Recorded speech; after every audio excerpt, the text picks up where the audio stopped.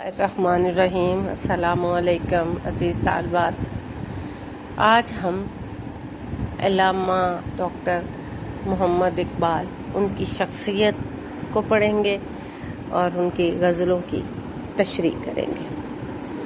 عزیز طالبات، علامہ محمد اقبال ہمارے قومی شاعر، محمد اقبال نام تھا اور اقبال تخلص لکھتے تھے۔ آپ 9 نومبر 1877 کو سیالکوٹ میں پیدا ہوئے۔ والد کا نام شیخ نور محمد تھا۔ آپ کے بزرگ کشمیر کے رہنے والے تھے۔ علامہ محمد اقبال کو شمس العلماء مولوی سید میر حسن اور پروفیسر آرنلڈ جیسے مہربان اور شفیق استاد ملے، جن کی تربیت میں ان کی فطری صلاحیتوں اور ذوق علمی کی نشو نما ہوئی۔ علامہ اقبال نے اپنی ابتدائی تعلیم سیالکوٹ سے ہی حاصل کی، پھر گورنمنٹ کالج لاہور میں بھی پڑھے۔ 1905 میں علامہ اقبال یورپ گئے اور PhD اور بیرسٹری کی سندیں حاصل کی۔ علامہ اقبال کو شاعری کا شوق بچپن ہی سے تھا۔ علامہ اقبال نے پہلا شعر جو ہے ان کا بڑا مشہور شعر ہے، موتی سمجھ کے شانے کریمی نے چن لیے، قطرے جو تھے میرے عرق انفعال کے۔ یہ علامہ اقبال کا پہلا شعر کہا جاتا ہے۔ جب آپ نے یہ شعر کہا تو سننے والوں نے جس میں بہت بڑی نامور ہستیاں شامل تھیں، انہوں نے اسی وقت ہی یہ پیشین گوئی کی کہ یہ شخصیت مستقبل کے کسی بڑے شاعر کی آواز ہے۔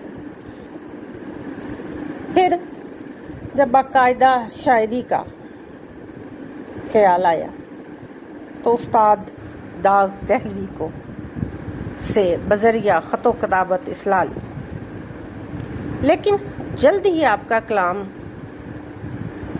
کا آواز جو ہے وہ بلند ہو گیا۔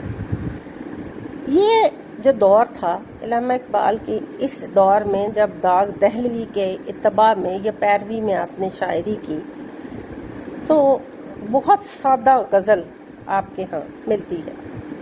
تیرے عشق کی انتہا چاہتا ہوں، میری سادگی دیکھ کیا چاہتا ہوں، یہ ان دنوں کے اشعار ہیں۔ دنیا نے شاعر مشرق ترجمان حقیقت اور علامہ کے خطابات سے آپ کو نوازا، لیکن آپ کی اگر ہم یہ کہیں کہ آپ کی شاعری کا حقیقی دور اس وقت شروع ہوتا ہے جب آپ نے انگلستان کا سفر کیا، آپ وہاں تعلیم حاصل کرنے گئے، مغربی تہذیب سے روشناس ہوئے، جدید دنیا کو دیکھا اور پھر اسے ان تمام موضوعات کو اپنی شاعری کا حصہ بنایا۔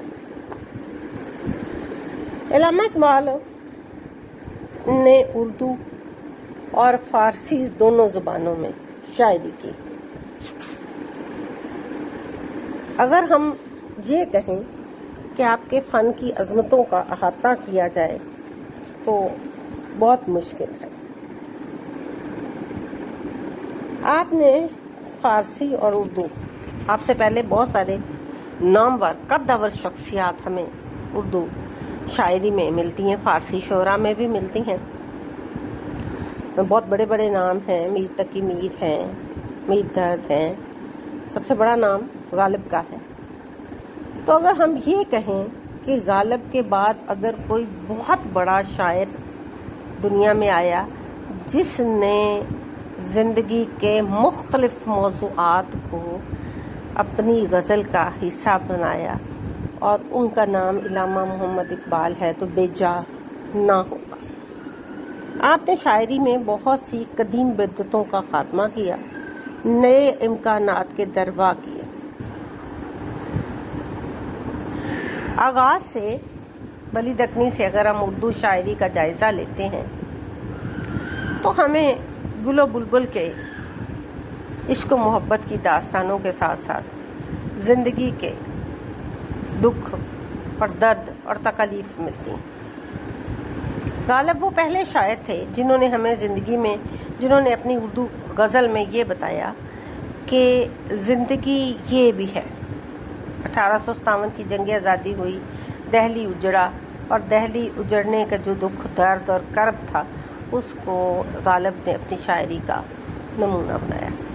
عزیز طالبات، علامہ اقبال وہ ہستی ہیں جنہوں نے ہمیں یہ نہیں بتایا کہ زندگی میں یہ دکھ ہے، یہ تکالیف ہیں، یہ غم ہے، یہ پریشانیاں ہیں، بلکہ انہوں نے ہمیں یہ بتایا کہ زندگی ایسی ہونی چاہیے۔ اقبال کی شاعری فکر اور فلسفہ کی شاعری ہے۔ زندگی کے مختلف موضوعات پر بہت خوبصورت اشعار کی، بہت سی نئی تراکیب سے ہمیں روشناس کروایا، شعری لغت متعارف کرائی، قدیم علامتوں کو نئے مضامین اور پس منظر میں استعمال کیا، قافیوں کے نئے سلسلے اور لفظوں کے نئے استعمال کے ذریعے جدید اور نادر مضامین کے ابلاغ و اظہار کو ممکن بنایا۔ آپ نے اردو ادب کو لازوال نظمیں عطا کی۔ عزیز طالبات، علامہ اقبال نے اپنی شاعری میں انسان کے مقام، انسان کو بتایا کہ اس کائنات میں اس کے آنے کا مقصد کیا ہے، اس کا مقام اور مرتبہ کیا ہے۔ اللہ رب العزت نے انسان کو اس دنیا میں کیوں کر بھیجا، یہ کائنات کیوں تخلیق ہوئی۔ ڈیئر اسٹوڈنٹس، آج میں آپ سب کو ایک بات بتاؤں کہ علامہ اقبال نے سچے عاشق رسول تھے اور قرآن مجید سے بے تحاشا محبت کرتے تھے۔ بہت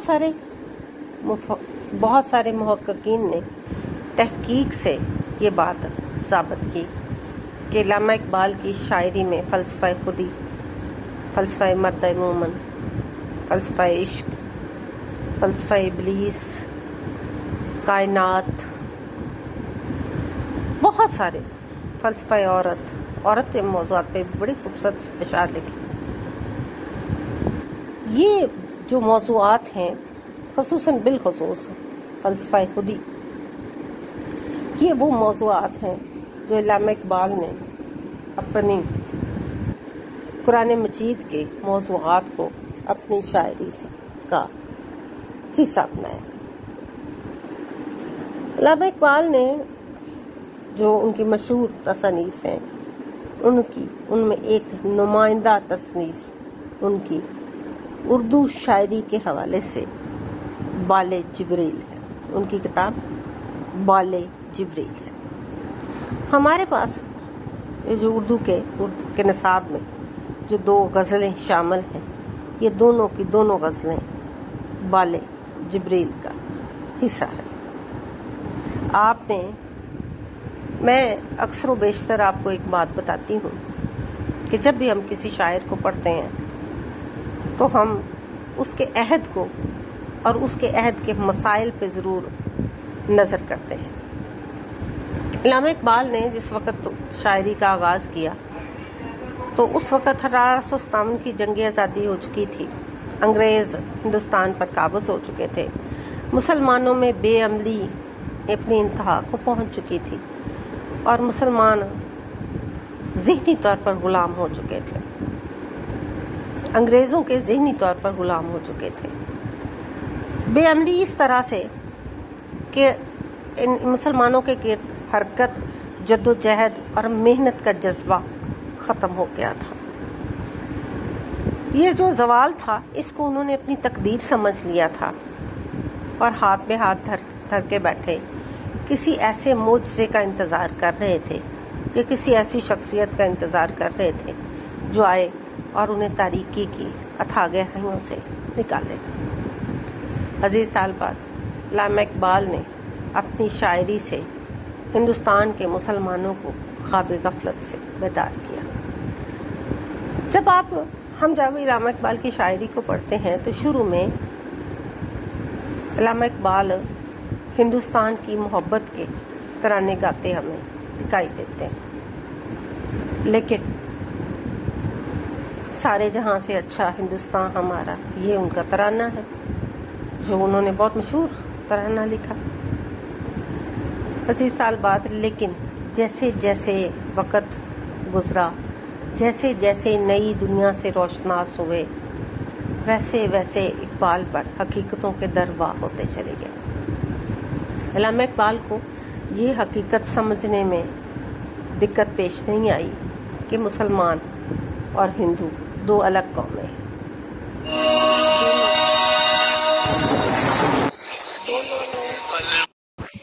دونوں نے